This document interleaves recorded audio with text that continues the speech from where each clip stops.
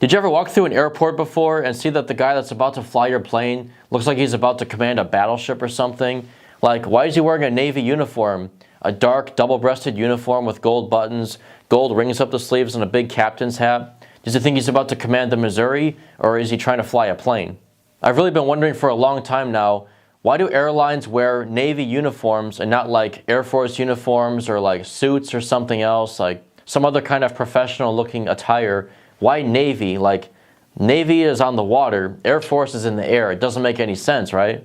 You have to go all the way back to the 1920s, so like the birth of aviation almost, as a commercial method of transportation. And at the time, especially the 1920s until the 1930s, pilots were like daredevils. You'd see a guy with like big goggles and a scarf wrapped around his head, leather jacket, and a tight leather helmet. And they were like stuntmen. They were doing loop-de-loops in the air and all kinds of different barnstorming and flying under bridges. And they were performing stunts like flying across the Atlantic and doing all kinds of incredible things. And for the civilian population watching all this madness, they were looking at it as like, all right, so airplanes were just invented, which means I don't trust them. And the guys that are using it to do the most dangerous things that they can figure out to do with it.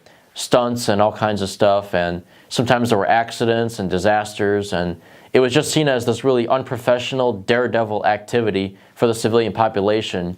Why would I ever trust going on a civilian airliner flight across the Atlantic or something when it's available? You know, I'm good, I'll take a ship, right? Also, aircraft were basically pioneered by the military in terms of like getting them from a piece of junk made out of bicycle parts into making them an actual safe flying device where you can actually accurately hit a target and hit each other in the air with dogfighting. So as a weapon of war and stuff, now it's like, oh yeah, here's something that you can use for your personal transportation. You can just go on a business trip to Europe or something. You know, it's seen as something dangerous and risky by the public. So it all changed in the 1930s with Pan Am, the airline. In the 1930s, Pan Am Airlines started flying these massive seaplanes called Clippers. And because they landed on the water, and because specifically they wanted to reassure the public that these things were safe, they gave them naval uniforms to wear, the crew I'm talking about. The pilot, the first officer, the second officer, and cadets in training all started wearing these naval uniforms. One, because they were seaplanes, which meant they were on the water. And two, if you see that the crew is not a bunch of rugged-looking guys with leather jackets and scarves and stuff, like they're a bunch of daredevils, you say, here's your crew, and out walks a couple of guys with like suits and ties, and they have professional ranks and structure.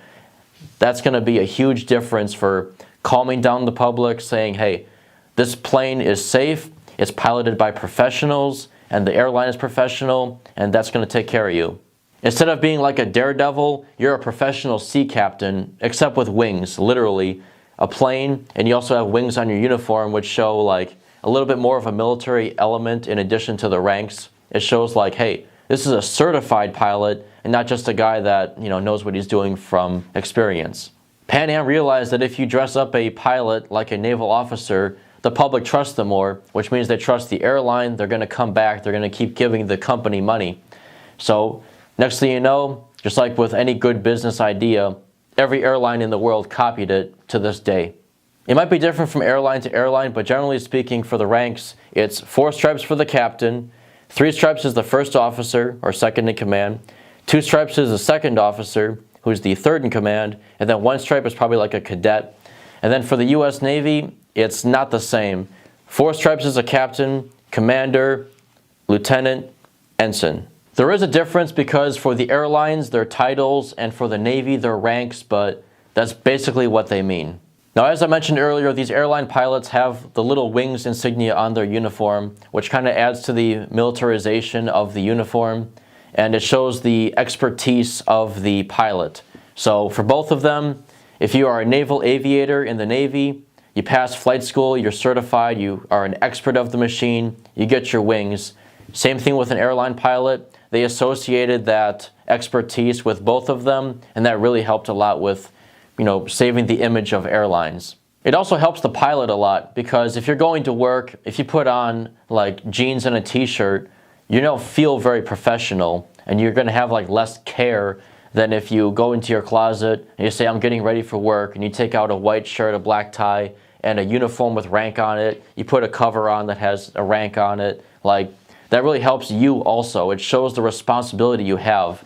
You have a multi-million-dollar machine that you're operating. You have the lives of a couple hundred people in your hands and your co-pilot's hands. Like, this is all very serious and important. And as simple as it sounds, as dumb as it might even sound, these uniforms really aided the professionalism for both how much the crew looks to the public, but also how much the public will trust that crew. And that's actually a very important thing. If you like this video, make sure you hit the like button and subscribe and hit the bell notifications, and I'll see you next time.